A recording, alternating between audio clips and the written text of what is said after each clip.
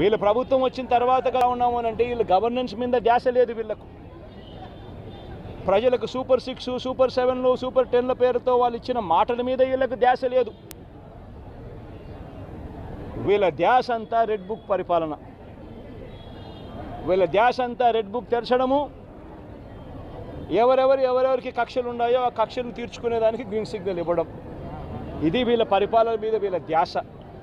వీళ్ళు పెట్టాల్సిన ధ్యాస ఇటువంటి రిపోర్ట్ల మీద, ఇటువంటి కంప్లైంట్స్ మీద, ఇటువంటి ఘటనల మీద ఎవరెవరు ఏమేం చేయాలి అని చెప్పి ప్రోటోకాల్ ప్రకారం జరుగుతూ ఉందా లేదా, ఇవన్నీ జరుగుతున్నాయా లేదా అని చెప్పి చూసుకొని గవర్నెన్స్ రెగ్యులర్గా పాలసీ రెగ్యులర్గా జరిగి ఉంటే ఈరోజు ఫ్యాక్టరీస్ పరిస్థితి ఇలా ఉండేది కాదు.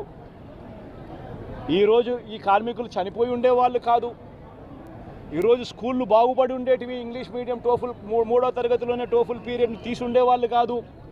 నాడు నేడు కొనసాగుండేది. గోరుముద్ద కార్యక్రమం బాగా జరుగుతూ ఉండేది. ఇవన్నీ కూడా జరుగుతూ ఉండేటివి.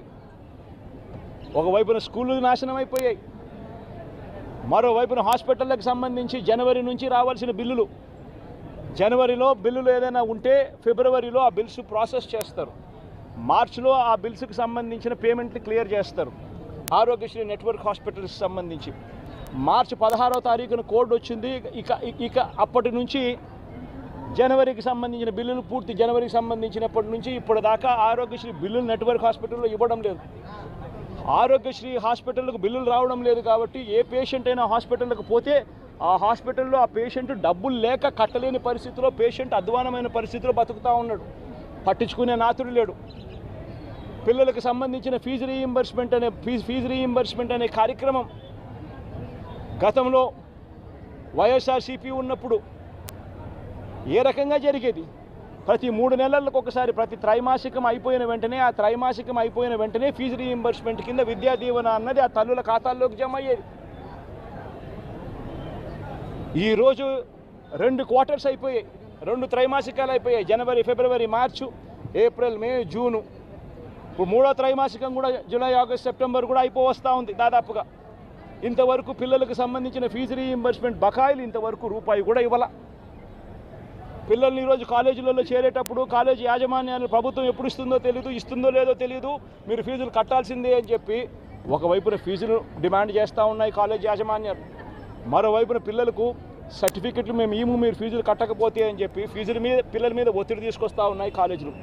పట్టించుకునే పరిస్థితి లేదు. వ్యవసాయం ముమ్మరంగా సాగుతూ ఉంది.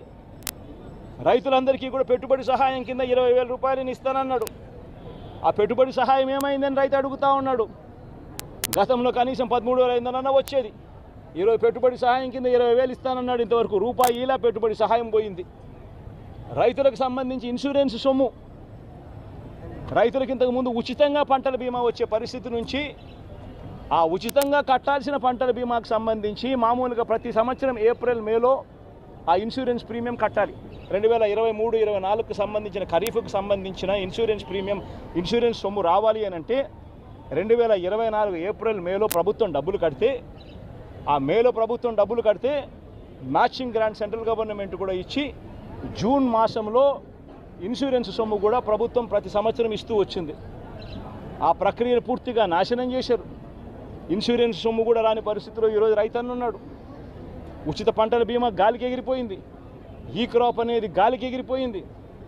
రైతులందరూ కూడా ఈరోజు క్యూలలో నిలబడతా ఉన్న పరిస్థితులు కనబడతా ఉన్నాయి. కనీసం ఎరువులు కావాలన్నా, విత్తనాలు కావాలన్నా దారుణమైన పరిస్థితిలోకి వెళ్ళిపోయింది. గడప వద్దకే, ఇంటి వద్దకే వచ్చే పెన్షన్ ఆగిపోయింది. గడప వద్దకే, ఇంటి వద్దకే వచ్చే ఇంటి వద్దకే వచ్చే రేషన్ ఆగిపోయింది, పెన్షన్ ఆగిపోయింది. ఈరోజు మళ్ళీ ప్రతి వ్యవస్థలో కూడా ఏం జరుగుతూ ఉందనంటే కరప్షన్ విపరీతంగా పెరిగిపోయింది, డిస్క్రిమినేషన్ అనేది విపరీతంగా పెరిగిపోయింది. తెలుగుదేశం నాయకుల చుట్టూ వీళ్ళంతా తిరుగుతే తప్పనిచ్చి రాని పరిస్థితి అని చెప్పి ఏకంగా మెసేజ్ పంపిస్తూ ఉన్నారు. ఈరోజు నిజంగా పాలన అన్నది నిజంగా ఈరోజు ఏం జరుగుతూ ఉందనంటే రోజు కూడా కక్షలు తీర్చుకునే దానికోసము కొట్టడము, చంపడము, ఆస్తులు ధ్వంసం చేయడము ఇవే కనిపిస్తున్నాయి తప్పనిచ్చి పాలనలో ఏదైనా కూడా మంచి చేయాలి, ప్రజలకు మంచి జరగాలి అన్న ఆలోచన, తాపత్రయం ఎక్కడ కూడా కనిపించని అధ్వానమైన పరిస్థితి ఈరోజు మొట్టమొదటిసారిగా రాష్ట్రంలో సాగుతూ ఉంది. నేను ఇవాళ ఇప్పటికైనా ఒకటే మాట చెప్తా ఉన్నా, చంద్రబాబు నాయుడుకి ఇదే మాట చెప్తా ఉన్నా. కాంపన్సేషన్ అన్నది ఎంపతితో ఇవ్వాలి, సానుభూతితో ఇవ్వాలి, ఇవ్వాల్సిన సమయంలో ఇవ్వాలి. ఇంతమంది హాస్పిటల్లో ఉన్నారు, వాళ్ళందరికీ ఏ ఒక్కరికి కూడా, ఈ హాస్పిటల్లో ఉన్న వాళ్ళకి ఏ ఒక్కరికి కూడా ఇంతవరకు డబ్బులు ముట్టల. వాళ్ళందరికీ కూడా మనం ఇస్తామని చెప్పిన డబ్బులు వెంటనే ఇప్పించే కార్యక్రమం చేయండి. ఆ ప్రోటోకాల్ ఏదైతే ఉందో ఫ్యాక్టరీ సెక్యూరిటీస్కి సంబంధించి, ఫ్యాక్టరీ సెక్యూరిటీ పొల్యూషన్ కంట్రోల్కి సంబంధించి ఏదైతే ప్రోటోకాల్ ఎగ్జిస్టెన్స్లో ఉందో ఆ ప్రోటోకాల్ను కనీసం ఇప్పటి నుంచన్నా కనీసం మానిటర్ చేసే దిశగా అడుగులు వేయండి. ఇటువంటి మళ్ళీ పునరావృతం కాకుండా చేసే కార్యక్రమాలు చేయండి. ఆ ఫ్యాక్టరీకి సంబంధించి ఏం జరిగిందో లోతైన ఎంక్వైరీ చేయండి.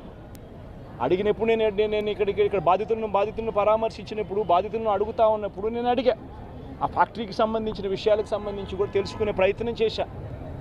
ఫ్యాక్టరీలో ఏం జరుగుతూ ఉంది, ఫ్యాక్టరీలో ఎస్ఓపీస్ బాగానే పాటించే వాళ్ళ, ఫ్యాక్టరీలో పొల్యూషన్ కంట్రోల్ అనేది స్టాండర్డ్ మెయింటెనెన్స్ చేసేవాళ్ళ అని కూడా అడిగా. అవన్నీ కూడా బాగానే జరిగేటివే అన్న, బాగానే జరిగేటివే, కానీ ఇది ఎందుకు జరిగిందో తెలియదన్నా అని చెప్పి చెప్తా ఉంటాను. నేను ఫ్యాక్టరీలకు సంబంధించి వాళ్ళని ఏదో యాజమాన్యానికి సంబంధించి ఎవరన్నా కానీ ఆ యాజమాన్యం వాళ్ళు ఏదో తప్పులు పట్టాలని ఇంకోటి పట్టాలని నేనేం చెప్పడం నా. బట్ లోతైన ఎంక్వైరీ అయితే జరగాలి, ఎందుకు తప్పు జరిగిందో తెలుసుకోవాలి. తెలుసుకొని ఇటువంటి మళ్ళీ పునరావృతం కాకుండా అటువంటివన్నీ కూడా చెక్స్ పెట్టి దాన్ని బ్లాక్ చేయాలి. ప్లస్ ప్రోటోకాల్ ఏదైతే ఎగ్జిస్టెన్స్లో ఉందో దాన్ని ఇంప్లిమెంట్ చేసే కార్యక్రమం జరగాలి.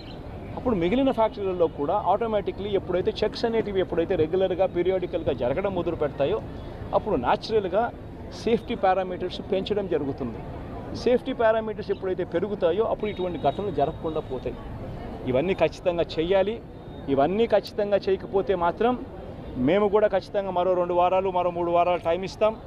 మరో 3 వారాల తర్వాత కూడా ప్రతి ఒక్కరికి కూడా హాస్పిటల్లో ఉన్న వీళ్ళందరికీ కూడా, చనిపోయిన వాళ్ళందరికీ కూడా కాంపన్సేషన్ విషయంలో చంద్రబాబు నాయుడు దగ్గర నుంచి స్పందన రాకపోతే మాత్రం ఖచ్చితంగా వైఎస్ఆర్ కాంగ్రెస్ పార్టీ బాధితుల తరఫున ధర్నాకైనా కూర్చుంటుంది. అవసరమైతే జగన్మోహన్ రెడ్డి స్వయంగా వచ్చి కూడా ధర్నాలో పార్టిసిపేట్ చేస్తారని కూడా ఈ సందర్భంగా ఖచ్చితంగా ఈ ప్రభుత్వాన్ని హెచ్చరిస్తూ తెలియజేస్తాం. ఆ ఘటన తెల్లవారుజామున రాత్రి 3:40 తెల్లవారుజామున 3:40కి ఆ ఘటన జరిగితే, తెల్లవారుజామున 3:40కి ఆ ఘటన జరిగింది, పట్టపగలు కాదు. జరిగితే 5 గంటలకల్లా కలెక్టరు స్పాట్లోకి వెళ్ళాడు, కమిషనర్ స్పాట్లోకి వెళ్ళాడు. అంబులెన్సులు అప్పటికే ముమ్మరంగా మోహరించేసాయి, గవర్నమెంట్ అంబులెన్స్ అన్నీ కూడా తీసుకొచ్చాయి. ప్రతి బాధితునికి కూడా తోడుగా ఉండే కార్యక్రమం జరిగింది. 6 గంటలకల్లా వైఎస్ఆర్ కాంగ్రెస్ పార్టీకి సంబంధించిన సీనియర్ నాయకులందరూ కూడా స్పాట్ మీదకి వెళ్ళారు, తోడుగా ఉండే కార్యక్రమం చేశారు.